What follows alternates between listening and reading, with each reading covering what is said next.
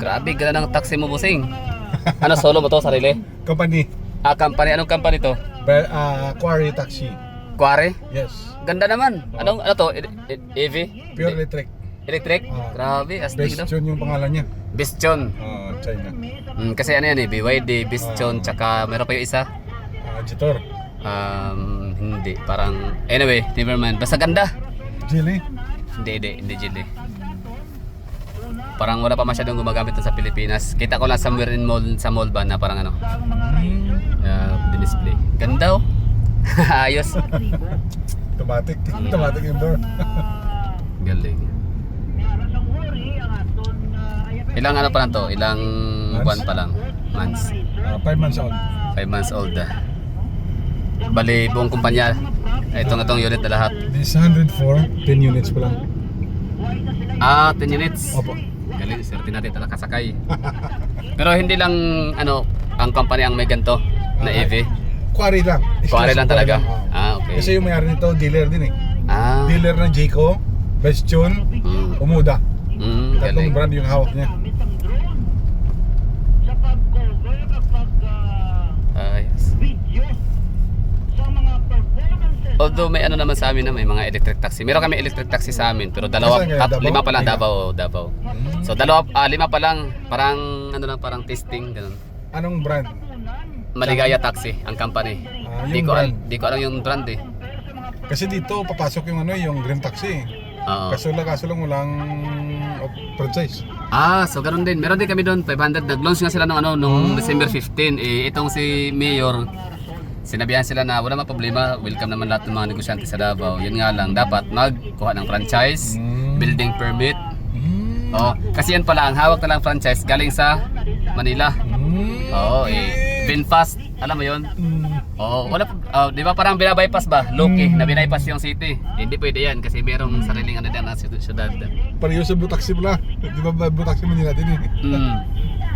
So yun sa Vinfast yan, yung Green Taxi. Nasa ano na yan, nasa Manila and Cebu. So dito para sa inyo meron na rin. Yan nga lang. Papasok pala, pero di pa nakapasok. Doon nag-launch na sila ng grand launching nung December 15. Mayroon pa silang paparada, yun pala. Ito daw sabi-sabi 1,000 eh. Hindi po gaya. Ay, 1,000. Ibig sabihin, grabe ang demand sa Iloilo. Pero kung sa akin lang sir, kung sa akin lang kulang driver si Lilo Luki yung mga bagong investor sa taxi.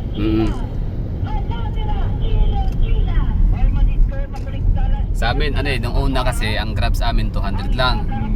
Dinadagang ginawang 500, kulang pa din. Taxi namin nasa 8,000 na ha, 6,000 to 8,000 ang taxi. Oo, taxi alone. 6,000 to 8,000 na yung dami. Tapos, dinagdagan. Tapos pumasok yung Grab, 200, testing lang yun. Diba, kinulang. So 500 ngayon, kinulang pa rin, 1,000. Tapos ito pa, may papayok, yun na, green taxi na 500 units, na grand launching noong December 15. Yun nga lang, hindi siya nakabiyahe. Pero, mayroon pa silang balak na magiging 1,500. Siyempre, lahat ng mga taxi driver, gusto naman talaga natin na konti lang tayo, no? Para hindi masyadong pero yan kasi yung pag kapag hindi season, mahirap maghanap ng pasahero. Sa amin dito lahat mga 3,500 pero yung nag-operate lang 3,001 lang. Sa Davao naman, ganoon din naman boss pag tinanong ko yung taxi driver, anong masasabi sa mga paparating, may Grab pa. Tapos may may Vin Taxi, yung green. Galing Vietnam kasi yan eh. Vietnam. Ngayon, same din sentiment sa'yo, gano'n na, yan nga, mahina. Pero alam mo ba, hindi ako maniwalang mahina. Dito, hindi ko masabing hindi ako naniniwala siya kasi di ba na ako taga rito eh. Hindi ko na-try. Sa Davao talaga, sa totoo lang, nakakaasar magpara ng taxi. Bakit? Kaya kung may pera talaga matao sa Davao, bibili talaga sa sasakyan. 10 hanggang 20 bago ka makasakay. Dadaan. Tapos sabihin ng mga... Bakit? Dami nga pasahero lagi.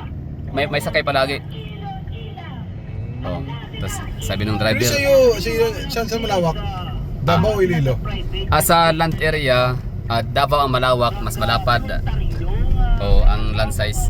Sa area lang ha, pero sa city proper, urbanized. Actually, ang Iloilo kasi, urbanized kasi kayo dito. Lahat, wala na kayong sulok ba na walang tao, walang lugar. Ay, walang lugar dito na wala pang bakante. Lahat may establishment na, may mga bahay, residential, lahat. Sa Davao City, ang lawak pa. May mga unggoy pa nga doon sa may unahan, yung mga buntok na. May agila, agila. Kaya nga, ano yan eh. Agila ang Davao kasi may agila pa talaga sa ano, sanctuary nila. Ibig sabihin untouched pa, protected, ganun. Hindi pa siya na-exploit ng mga tao.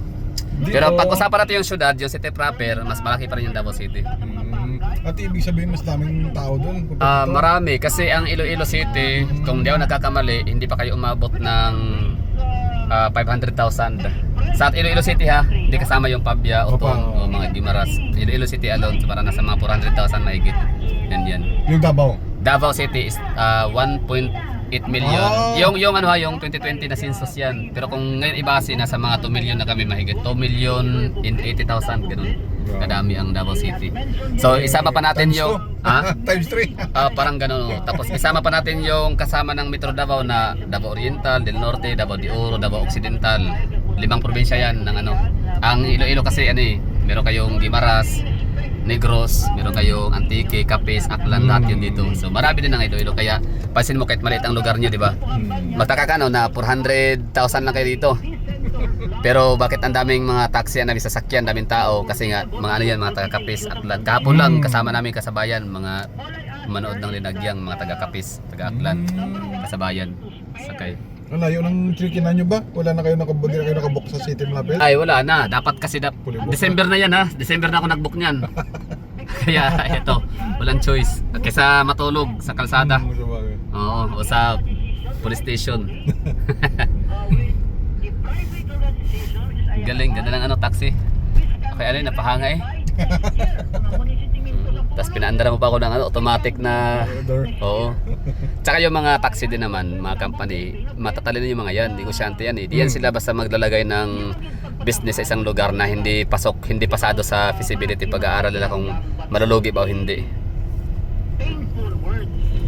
Testing mo na yan. Gaya nito, ilang piraso ano to?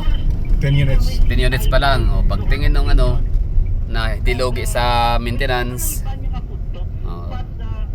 dire-diretso yan hanggang magiging 100 ka unit. Sabi na ni boss, palitan yung mga luma eh. Yung mga ganito. Baka mag-upgrade pa ng mas mataas pa na maximum kilometer na matakbo. Kasi 420 maximum to eh. Pero hindi naman ito accurate. Dahil nag-aircon tayo, mabilis yung takbo natin, may mabigat yung karga natin. Mga 300 plus lang. Hindi kami makapunta ng Katiglan. Hanggang kahit ka kalibo, medyo ano ka pa, dihado ka pa eh. Baka hindi ka makabalik. Okay. Ilang kilometer to? 420 indicator. Okay. Pero hindi naman accurate. Hindi sasagadya kasi may brake pa, kada preno, kuryente, di ba? Kada signal light, kuryente yan. Tama, kasi yung nasabi ko sa yung hindi ko alam, parang English ang pagkasa, pero made in China siya, pero medyo English yung pangalan. Basta ano siya, naka-plaster sa mall. 500 naman yung kanyang takbo. Okay. 500 kilometer. Oh. Yung green taxi? Hindi siya green taxi. Yung sabi ko lang siya na hindi pa siya, parang nilaunch pa lang. Like ko na parang display lang for sale. Oh. Nasasakyan sa 500. So isip ko, pwede na siya.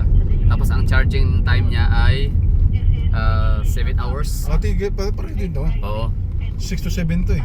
Tapos meron namang isa na mas mahal kumpara doon. Pero ano siya, yung hybrid lang tawag dyan, yung dalawang pwedeng gasolina at saka ano, kuryente. Pero yung gasolina at kuryente, mas ano, 200 lang, 200 kilometer, 250 kilometer. Pero okay yun, mas okay ako sa hybrid. Kasi pag once na maglubat ka, so tama, pang city lang, pang syudad lang talaga ang mga ano, electric vehicle. Balik ka pa lang dumating dito. Oo, kahapon. Kailan balik niya? Monday? So yung flight niya? One of the favorite Iloilo. Tas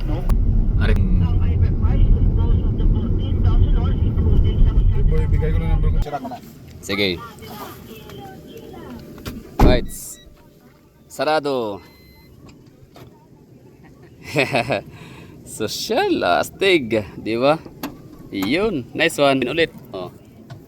Yan, ganda. Di ba? Lakas baka ano, high end do, pero ang ganun pa rin yung rate ha.